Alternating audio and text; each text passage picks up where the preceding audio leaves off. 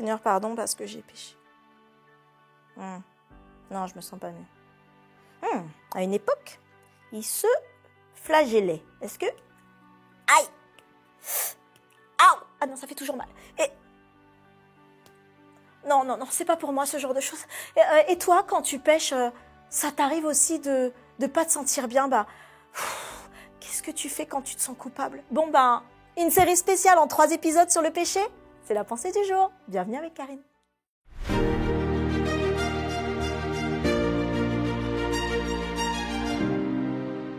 La pensée du jour se trouve dans Marc 3, versets 28 à 30. Je vous le dis en vérité, tous les péchés seront pardonnés aux fils des hommes et les blasphèmes qu'ils auront proférés. Mais quiconque blasphémera contre le Saint-Esprit n'obtiendra jamais de pardon. Il est coupable d'un péché éternel. Jésus parla ainsi, parce qu'il disait, il est possédé d'un esprit impur. Comment te sens-tu quand tu pêches? Pas la pêche, mais quand tu fais une chose qui est contraire à Dieu. Ressens-tu ce malaise, cet inconfort en toi? Ou alors est-ce que tu te dis, bon, c'est rien, je le ferai plus, ça ira, et tu passes à autre chose? Est-ce que tu te dis, ça fait partie de la vie aussi? Ou, mais tout le monde pêche en fait, pas besoin d'en faire un plat. Alors que j'étais au début de mon cheminement avec Dieu, certaines personnes m'agaçaient souvent par leurs questions, déplacées ou incommodantes. Alors parfois, pour avoir la paix et éviter tous les conflits, je pouvais dire un tout petit mensonge. Mais il était petit, c'était juste, non, j'étais pas là, oui, j'étais là. Comme ça, c'était la paix. C'est ce que je me disais, il était petit et ça évitait les conflits. Mais dans mes prières, je demandais à Dieu de me montrer le chemin, d'ouvrir mes yeux pour mieux comprendre sa parole. Et je voulais vraiment avoir une foi authentique. Qu'est-ce qui s'est passé à ton avis? Petit à petit, j'ai commencé à sentir qu'il y avait un souci avec ces petits mensonges. Puis Dieu me montra que ce n'était pas la taille du péché qui comptait, mais que chaque petit péché accumulé contribuait à m'éloigner un peu plus de lui. Le péché, c'est cette séparation de Dieu. Et il y a ces petits péchés, ces petites choses, comme on dit, ces péchés qui vont à l'encontre de Dieu, qui nous éloignent petit à petit. Notre nature humaine, elle va nous pousser à pécher. Parce que nous ne sommes pas, nous, très clairement, dans notre nature, de Dieu directement. Oui, il nous a créés à l'image, mais elle a été altérée par le péché. Mais ce qu'il veut, c'est nous réconcilier. Donc, comment pouvais-je donc dire? Je voulais être authentique, j'étais authentique, alors que j'étais consciente que je péchais, même si c'était, soi-disant, petit. Rassure-toi, nous sommes tous dans la même barque. Nous voulons grandir avec Dieu. Et Dieu me montra qu'aussi petit qu'il était, un mensonge restait un mensonge dans sa nature. Un petit vol reste un vol. Une petite médisance reste une médisance. Un petit peu d'orgueil reste de l'orgueil. Et un tout petit, aussi tout petit soit-il, reste ce qu'il est dans sa nature. Observe un fruit, mets un fruit pourri avec d'autres fruits.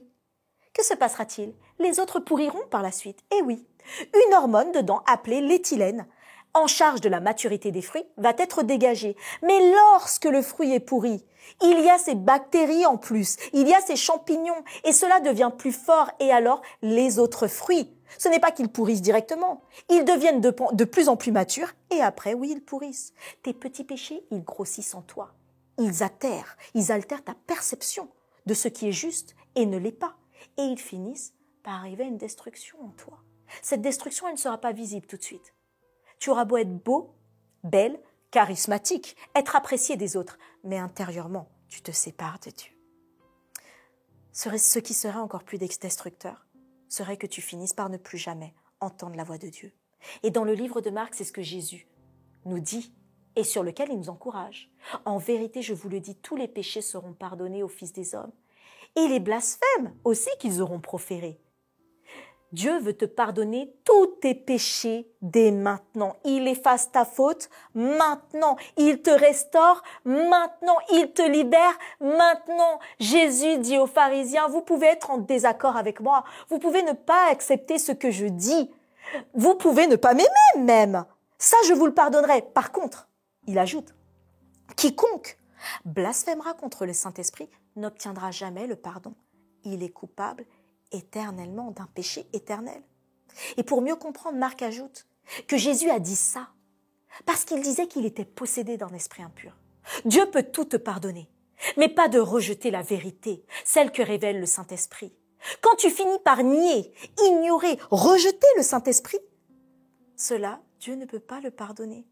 Pourquoi? Parce que bien sûr, sa nature, elle est sainte, elle est juste et elle est vraie, elle est vérité. Et quand tu viens en opposition, tu viens en opposition avec sa nature. C'est cela le blasphème contre le Saint-Esprit. Mais Dieu t'aime et il va continuer à frapper à la porte de ton cœur jusqu'à son retour pour que tu puisses l'accompagner, pour que tu puisses l'aimer, pour que tu puisses le suivre parce qu'il te veut dans son royaume.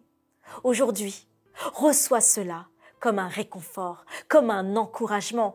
Alors, les petits péchés, ils ne sont pas petits, mais Dieu veut tous te les pardonner, tes péchés, et il veut que tu sois avec lui dans son royaume. Sois en paix, Dieu t'aime et il t'a pardonné.